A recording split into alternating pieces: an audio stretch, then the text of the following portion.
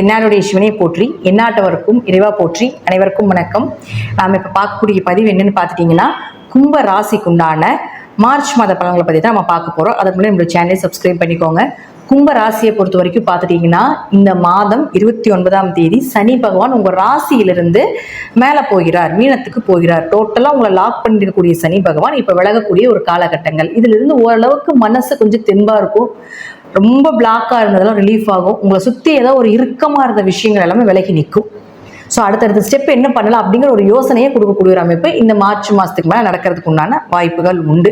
அதே போல் செவ்வாய், இந்த செவ்வாயை பொறுத்த வரைக்கும் பார்த்தீங்கன்னா ராசிக்கு 5ஆம் வீட்டில் போயிருக்கார். 10ஆம் அதிபதி தொழில் ஏதாவது ஒரு வளர்ச்சியை கொடுத்துரும். தொழில் ரீதியாக வரக்கூடிய கஷ்டங்கள், தொழில் ரீதியாக வர பிளாக்ஸ் எல்லாமே இந்த மாதம் இருக்காது அப்படிங்கிறத முற்றிலும் உண்மை. கடுமையாக முயற்சி செய்து ஜெயிச்சிருவீங்க அப்படிங்கிறது ஒரு காலகட்டங்களாக இந்த செவ்வாய் 5ல் இருக்கும்பொழுது நடந்தே தீரும் அப்படிங்கிறது மாற்றம் இல்லை. அதே போல் பாருங்க, உங்களுடைய ராசிக்கு குரு வந்து 2 11ஆம் அதிபதியாகி 4ஆம் வீட்டில் நிற்கிறார். 11ஆம் இடத்தினுடைய தொடர்பும் 10ஆம் இடத்தினுடைய தொடர்பும் குருவுக்கு இருக்கிறதால கண்டிப்பா பணவரவு லாபத்துக்கு குறைவு இருக்காது அப்படிங்கறத உண்மை இந்த மாதத்துல இருந்து. அதே போல அடுத்தது பாருங்க, உங்களுக்கு சுக்கிரன். இந்த சுக்கிரன் அப்படின்னு சொல்லக்கூடியவர் முழுக்க 4 மற்றும் 9ஆம் அதிபதி, தாய் மற்றும் தந்தையை சொல்லக்கூடிய கிரகம்.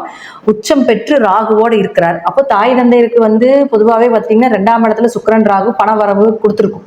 அதாவது அவர்கள் மூலமாக ஏதாவது ஒரு காசு, பணம், சொத்து சேர்க்கை, பணவரவு, பூர்வீக சொத்து இதெல்லாம் கொடுத்துருக்கும். ஆனா இப்போ இந்த சுக்கிரன், உச்சமான சுக்கிரன் வக்ரம் பெறும் பொழுது நீசத்தன்மையை பெறுகிறார். எப்பவுமே ஒரு சுக்கிரன் வந்து, அதாவது எந்த கிரகமா இருந்தாலும் உச்சமாகும் பொழுது வக்ரம் பெற்ற நீசத்தன்மையை பெறுவார். அப்ப அதே போலதான் உங்களுக்கு இந்த நீசத்தன்மையை பெறக்கூடிய ஒரு காலகட்டங்கள். அதனால இப்போ தாய் தந்தையினுடைய ஆரோக்கியத்துல கொஞ்சம் கவனமா இருக்கணும்.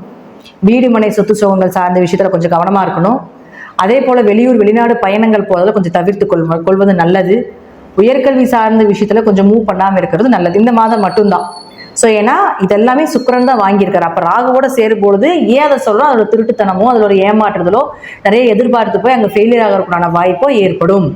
அதனால் அதில் கொஞ்சம் கவனமாக இருந்து செயல்படுத்திக்கோங்க. அதே போல அடுத்தது பாருங்க, புதன் 5, 8 கூடையவரும் ஜாயிண்ட் ஆகிறார். 5ஆம் அதிபதி புதன் நீசம் பெற்று வக்ரம் பெறுகிறார். எப்படி சுக்கிரன் உச்சமாகி நீசம் பெற்றாரோ வக்ரமாகி, அதே போல ஒரு நீச கிரகம் வக்ரம் பெற்றால் உச்ச பலனை அடையும். அப்ப 5ஆம் அதிபதி உச்சமாகிறார் அப்படின்னா கண்டிப்பாக உங்களுக்கு என்ன மாதிரி இருக்குங்க, குழந்தை சார்ந்த விஷயங்கள் சக்சஸ் கிடைக்கிறது, குலதெய்வத்தினுடைய அனுகிரகம், திடீர் வருமானங்கள், திடீர் அதிர்ஷ்டங்கள் கண்டிப்பா கிடைச்சே தீரும். அதே போல குடும்ப ஒற்றுமை நல்லா இருக்கும். இதெல்லாம் உங்க ஜாதகத்துல புதன் வக்ரமாக இருந்தால் கண்டிப்பா நடந்தே தீரும். அப்படி வக்ரம் இல்லைன்னா ஓரளவுக்கு 50% இது நடந்தே தீரும். உங்க ஜாதகத்துல சுக்கிரன் உங்க ஜாதகத்துல சுக்கிரன் வக்ரமாக இருந்தால் நிச்சயமாக வக்ரமாக இருக்கக்கூடிய ஜாதகருக்கு பெயர் புகழ் மதிப்பு வீடு மனை சொத்து சுகங்கள் வரும். வக்ரமாக இல்லைன்னா நான் சொன்னது போல கொஞ்சம் அமைதியாக இருந்து செயல்படுத்திக் கொள்வது என்பது ஒரு சிறப்பான விஷயம். அடுத்தது சூரியன். இந்த சூரியன் 7ஆம் அதிபதி. 7ஆம் அதிபதினு சொல்லக்கூடிய லக்னத்திலே இருக்கிறதுனால 14ஆம் தேதி வரைக்கும் கணவர் மூலமாக, மனைவி மூலமாக ஒரு அனுகிரகம் கிடைப்பது, அவங்க உதவிகள் கிடைப்பது இதெல்லாம் இருந்தாலும் திருமண வரன் தேடி வரும். ஏதாவது ஒரு வழியில 14ஆம் தேதி வரைக்கும் திருமண வரனை அமைச்சுக் கொள்வது நல்லது. அதே போல அடுத்தது 2ஆம் வீட்டுக்கு போகும்போது அவர்கள் மூலமாக வருமானங்கள் வந்தே தீரும். கண்டிப்பாக குடும்பம் அமைச்சே தீரணும். கும்பராசிக்காருக்காவது கல்யாணமாகாம இருந்ததை இந்த 2 மாசம் தைரியமாக நீங்க வந்து பயன்படுத்தி கொள்ளலாம். வரன்கள் பார்க்கலாம். நல்ல வரனா அமைறதுக்குண்டான வாய்ப்புகள் உண்டு. எதிர்பார்த்த வரனா கிடைப்பதற்குண்டான வாய்ப்பையும் நிச்சயமாக ஏற்படுத்தி கொடுப்பார். அதனால கவலை இல்லாம கும்பராசிக்காரர்கள் இந்த மாதம் பார்ட்னர் கூட தொழில் பண்ணீங்கனாலும் சரி, அல்லது தொழில் ரீதியாக எந்த ஒரு இதாக இருந்தாலும் சரி, உங்களுக்கு சக்சஸ் கிடைக்கிறதுக்குண்டான வாய்ப்பு. சொந்த தொழிலாக இருந்தாலும் சக்சஸ் தான், பார்ட்னர் கூட தொழில் பண்ணீங்கனாலும் சக்சஸ் தான். 29ஆம் தேதிக்கு மேல சனி உங்களை விட்டதுக்கு அப்புறம் உங்களுக்கு ஓரளவுக்கு எல்லா விஷயமும் அப்படியே சக்சஸ் ஆகி ஒரு உச்சத்தை அடையறதுக்குண்டான வாய்ப்பு நிச்சயமாக ஏற்படுத்தி கொடுப்பார். அப்படிங்கிறது மாற்றமே கிடையாது. கும்பத்தை பொறுத்த வரைக்கும் நல்ல சாமி கும்பிடக்கூடியவர். ஆன்மீகம், இறை வழிபாடு, ஜோதிடம், சாஸ்திரம் இதெல்லாமே இயற்கையாகவே தெரியும். அப்ப அவங்களுக்கு எப்பப்ப என்னென்ன செய்யணும் அப்படிங்கிறது உங்களுக்கு எல்லாமே தெரிஞ்சிருக்கணும். ஸோ இப்ப சனி இருந்ததுனால அது எல்லாமே மறந்துருக்கும், அல்லது செய்ய முடியாம ஒரு தடைகளை கொடுத்துருக்கும். இப்ப அதெல்லாமே விலகினதுக்கு அப்புறம் உங்களுக்கு பழையபடி உங்களுடைய நிலைகள் அப்படியே கொஞ்சம் கொஞ்சம் உயர்றதுக்கு ஆரம்பிக்கும். இதுல உங்க ஜாதகத்துல புதன் ராகு காம்பினேஷன் இருக்குதான்னு பாருங்க. பொதுவாக புதனும் ராகு ஒரு ஜாதகத்துல காம்பினேஷன் இருந்தால் கண்டிப்பாக படிப்பு தடை ஏற்பட்டிருக்கும். அல்லது படித்த படிப்புக்குண்டான வேலை கிடைச்சிருக்காது, அல்லது அதுல வந்து ஒரு பெயர் புகழ் கிடைச்சிருக்காது. இதெல்லாம் நடந்திருக்கும். படித்த படிப்புக்குள்ள வேலை கிடைச்சாலும் அதுக்குண்டான ஒரு நல்ல சேலரியோ, பெயரோ, புகழோ, பதவியோ இது கிடைச்சிருக்காது. ஸோ இப்போ உங்களுக்கோ அந்த குழந்தைகளுக்கு இந்த காம்பினேஷன் இருந்ததுன்னா அதுல படிப்பு தடைகளை கொடுப்பதற்குண்டான வாய்ப்பு இந்த 1 மாசம் இருக்கும். ஏதாவது ஒரு உடம்பு சரியில்லாம போறதோ, அல்லது ஏதாவது ஒரு தேவையில்லாத ஒரு பிரச்சனைகள்னாலேயோ, பேச்சால பிரச்சனைகள் ஏற்படுத்தியோ ஏதாவது ஒரு வழியில படிப்பு தடை ஏற்படும். சோ கவனமா இருங்க. புதன் ராகு சேர்க்கை இருந்தா, அதே போல சுக்கிரன் ராகு ஜாதகத்துல சேர்க்கை இருந்தாலும் பெண்களாக இருந்தாலும் ஆண்களிடமும், ஆண்களாக இருந்தால் பெண்கள் வந்து ரொம்ப கவனமாக இருக்கணும். அப்படி இருந்தால் தான் உங்களுக்கு வரன், அப்படி இருந்தால் தான் உங்களுக்கு நல்ல வரன் அமையும். இல்லைன்னா தேவையில்லாமல் ஒரு திருட்டுத்தனத்தில் போய் சிக்கி உங்களை இழக்க வேண்டிய ஒரு சூழ்நிலைகளும் வரும். அதையும் பார்த்துக்கோங்க. இதெல்லாம் காம்பினேஷன் இருந்தா.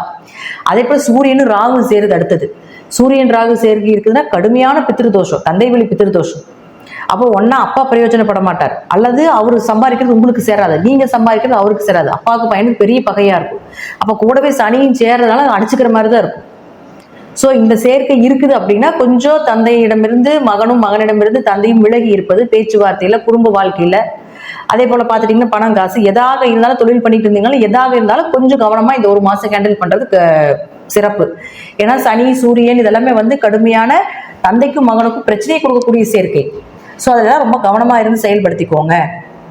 இந்த காம்பினேஷன் ஒன்றும் சரியில்லாத சேர்க்கை தான். ஆனா 2ஆம் இடத்துல கும்பராசிக்கு 2ஆம் இடத்துல எத்தனை காம்பினேஷன் சேர்றது, பணம் வர்ற இடத்துல ஈஸியா இருக்கும். பேச்சில் கவனமா இருக்கு. டக்குன்னு பேச்சை விட்டு தேவையில்லாத பிரச்சனைகளை கொடுத்து கொள்ளக்கூடிய ஒரு சூழ்நிலைகளை கொடுக்கும். அதனால பேச்சிலையும் கொஞ்சம் கவனமாக இருந்து செயல்படுத்தணும். முழுக்க முழுக்க முழுக்க கும்பராசியை பொறுத்த வரைக்கும் பார்த்துட்டீங்கன்னா இந்த 2வது இடத்துல இத்தனை கிரகங்கள் கூட்டுச்சேர்க்கை இருக்கிறது. குடும்ப ஒற்றுமை, உங்களுடைய பேச்சு, உங்களுடைய பண வரவு, உங்களுடைய பொருளாதாரம் இதெல்லாம் சொல்லக்கூடிய இடத்துல இருக்கிறது அவ்வளவு பிளஸும் அதே அளவுக்கு மைனஸும் கொடுக்கும். ஸோ இந்த காம்பினேஷன் உங்கள் ஜாதகத்தில் தனிப்பட்ட முறையில் இருக்கு அப்படின்னா நான் சொல்லக்கூடிய விதிமுறைகளை கடைபிடித்து எந்தெந்த இடத்துல கவனமாக இருக்கும் அந்த இடத்துல கவனமாக இருந்துட்டீங்கன்னா பெருசாக வராது.